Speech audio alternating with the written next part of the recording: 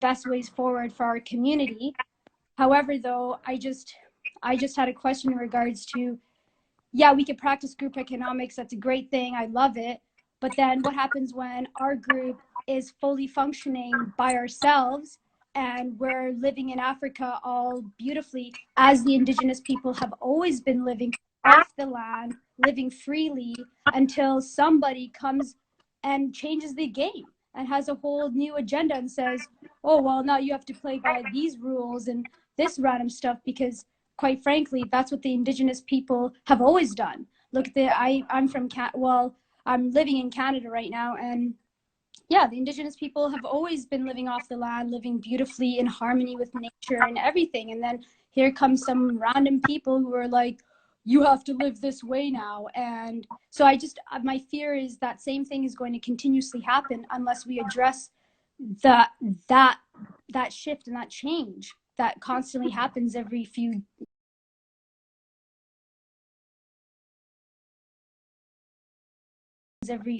years or generations of people coming and switching up the game.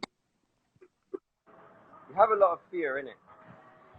Well, I wouldn't say I have a lot of fear or concern for my people, because I want to live beautifully off the land. And then what am I going to do? I'm a female, and what am I going to do when someone comes up to my land and tries to take what I built so hard? And that's what we women do. We build up things. Pardon? Them bomber clout. What do you mean? Let them come and take everything that you build? No, that's what I mean. I don't want that to happen. And that's kind of the point I'm making, is that at some point we are going to have to face our oppressors and stop them dead on. But I can't do that as an individual. And I feel like as a group, eventually we're going to need an army. We're going to need some level of to be able to, and I'm down to fight too. I do martial arts myself. I do MMA, and but I understand that I'm 5'2", 100-pound little girl. I can't take down a group of people or etc. But I don't like that idea. I don't like that idea of having to fight, but I understand that you have to fight for what is right. And so you don't things, but you don't want to fight them. Pardon? I said you don't want them to take your things, but you don't want to fight them. No, I do want to protect my things, and I do want to fight them. That's what I'm saying, but I'm saying I can't do that by myself. So then that's why you have a military. And that's what you fund through your group economics. You would fund and train soldiers and have weapons so that you can protect your property. Everybody who has sense, who practices group economics, has their own military and their own police force. Oh, I didn't know that. This is very new to me, and that's what I was saying. Like, we do need to have some level of protection, and in our, and I just hope to, I hope to God that it is for the better, and that we can trust our leaders to lead us in a righteous kind of manner. And so I guess, because I don't know, in Africa, they're practicing group economics there too. There's only Black people there to support in a lot of countries, but yet we still have our leaders selling us out, Shoot them. Have your own weapon system, get your own drones, and shoot them when you need to shoot them. There's no other way about it. You can't practice peace for people who's giving you war. You have to shoot them, and be happy to shoot them. But that's why my mother called me Chaka, King Chaka Zulu, because he was a great military leader. And I'm definitely not for practicing non-violence. If someone's being violent to me, shoot them. Have your own guns and shoot them. Because the only reason why the indigenous people aren't able to take power back from North America is because they have the Pentagon and Northcom and NORAD and NATO and all of these European groups that are practicing group economics formed united militaries. So create your own military, link with other people who are doing the same thing as you, and if people come to try and take it, shoot them. Damn. Respect. I definitely respect that. I just hope that people are ready for that battle, and that, because there's been a lot of this conditioning of nonviolence, and I just feel like people have to know that at some point you do have to fight. that was Christianity, white Christianity that conditioned nonviolence. We've never believed in nonviolence. We've always believed in there's always been disputes between ethnic groups, and especially people, Africans who are Muslim. Like, they're not about to just lie down and let you shoot them. Look at Somalia. Shoot them bomber class. Yep, that's my people right there. Yeah. Somebody else, but respect. Thank you. I appreciate your comment.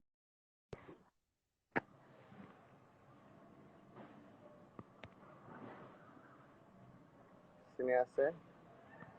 I'm going to ask the brother right now, coming in, what he would do.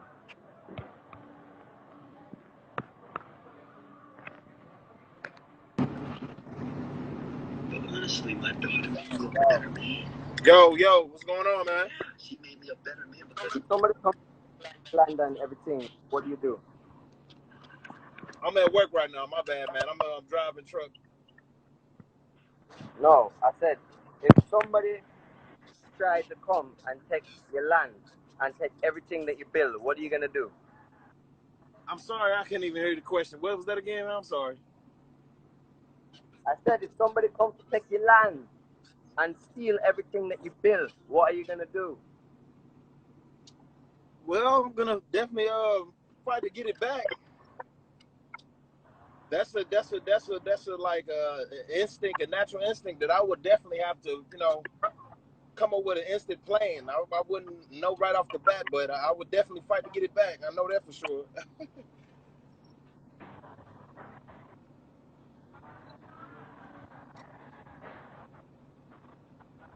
This man jumping around. He brought me in unexpected.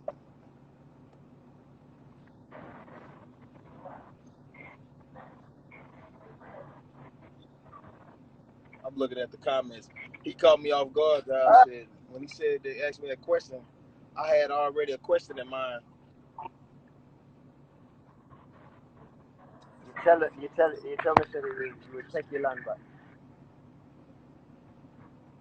Say that again. Yeah, you're some bad, bro.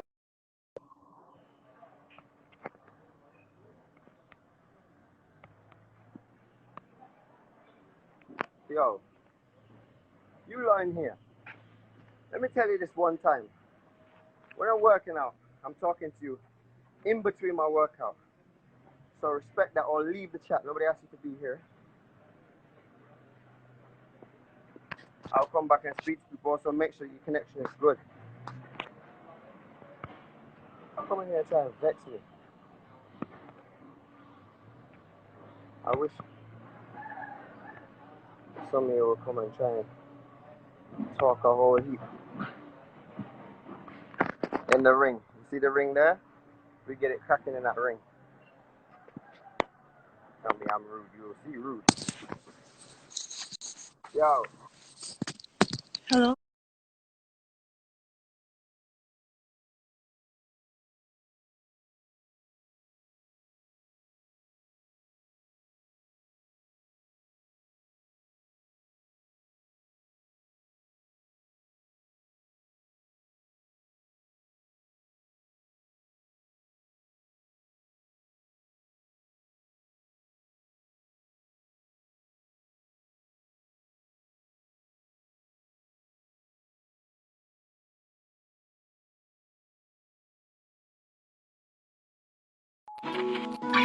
This turmeric, ginger, honey tea, and then a cleanse.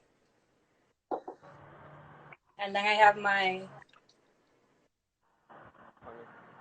I'm in New York, so I can't get like everything grown.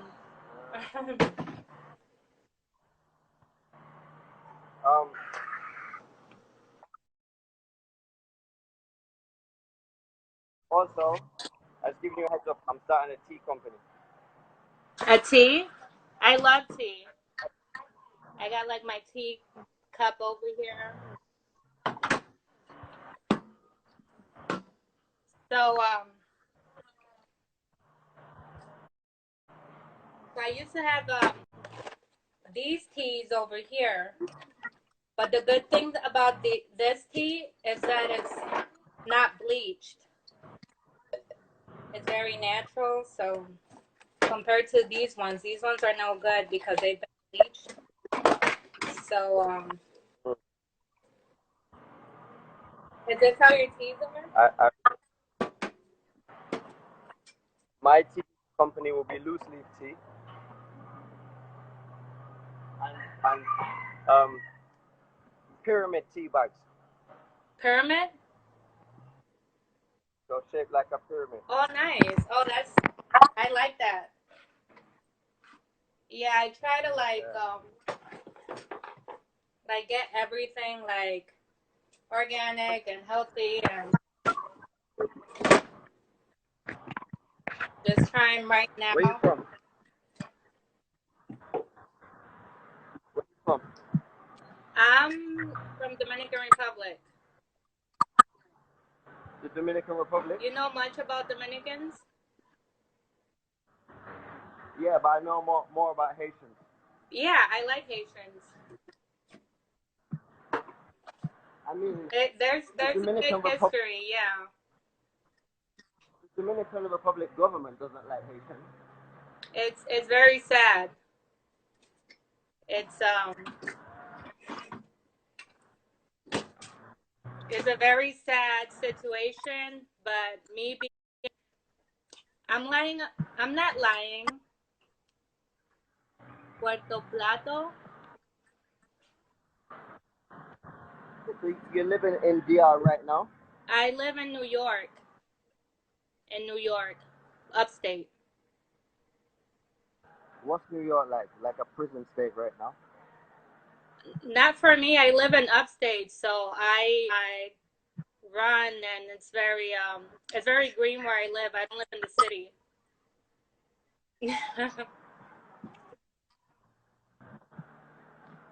So what have you heard about Dominicans? I'm curious to know. That Dominicans are the house Negroes of Hispaniola, and they have used their relationship with the Spanish after the French annexed Haiti, and Haiti became itself a republic. They've used their relationship with the Spanish and the Americans to control Haitians and allow destroy their indigenous crops. The Clintons putting rice in there. And they use Haiti as essentially indentured servitude, slave labor, and every single morning the Haitians all come across the border to do all of the jobs that the Dominicans don't want to do, and every single night they go back across the border and go back to their life of struggle in Haiti. It's a long history. Like if you look into it, my country was a communist country too, just like Cuba, and we were affected, and a lot of Haitians were affected and executed in the river that separates Haiti and Dominican Republic. So there's a lot of like animosity because of the history. I think both governments try to put us against each other, and the situation is getting much better now, and we're uniting more and understanding each other more. And now that we, with all the information, you can like research your own information and not just get based on the books you read. There's a better relationship, I believe. What books do you have that I can read? The only one that I've read about the history of the Dominican Republic is a book called The Indian Slave Trade by Alan Gallagher. I think you should look into, you know who Trujillo is? Who? Trujillo? He's like Fidel Castro. It's the same thing with Cuba, but he was there in 1920, and then he was executed. And you could really see the history right there, and how cruel that man was. And he killed many Dominicans, and he killed a lot of Haitians that he used for labor. And then when he was done with them, he brought them to the river and executed them at the river. So I think that would be very interesting for you to. I've got to do some lunges. Do me a favor. Teach people about your national dish, your national music, and your national indigenous people. Okay.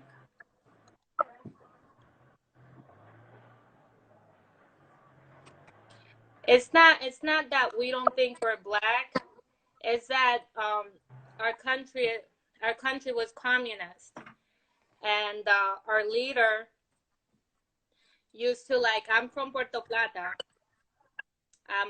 the north of Dominican Republic, and because of all the labor that the Haitians were doing with the sugarcane in the north side, a lot of people, like in my hometown, were getting a lot of African, culture in, and we were communist president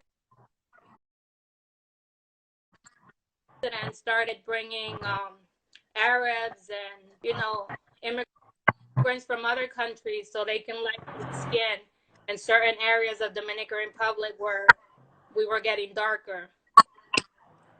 So it's more of a self-hate kind of thing that we're kind of learning to be more open about it. So if you do see Dominicans that don't really accept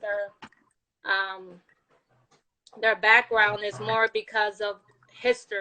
It has to do with history a lot. It's not that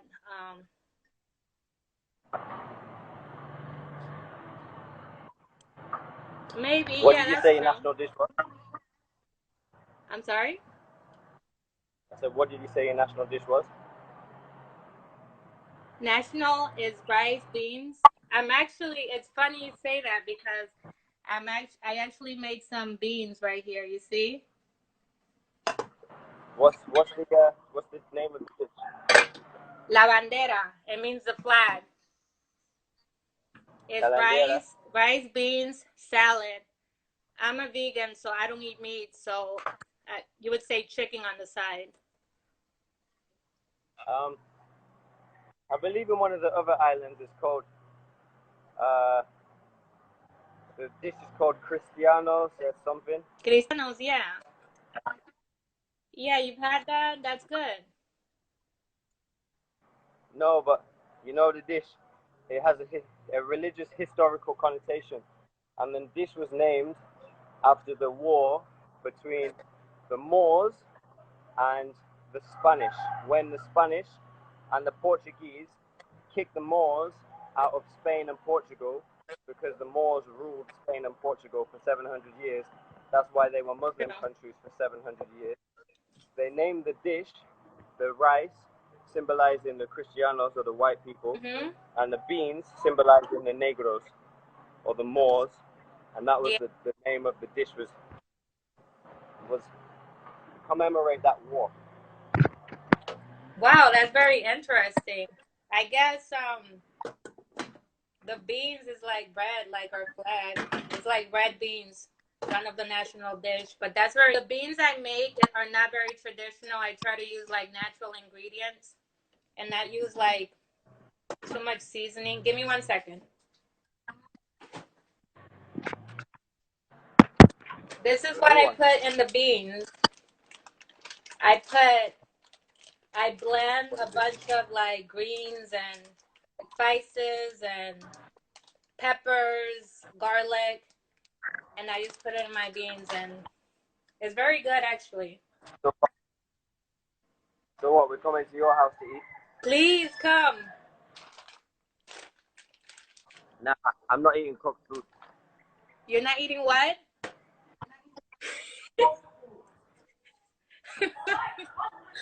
The way he jumps, oh my god.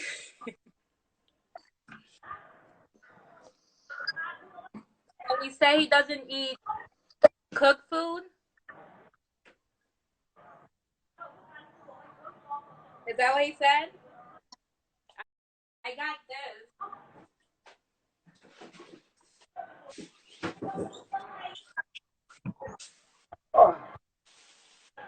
You say you don't eat cooked food?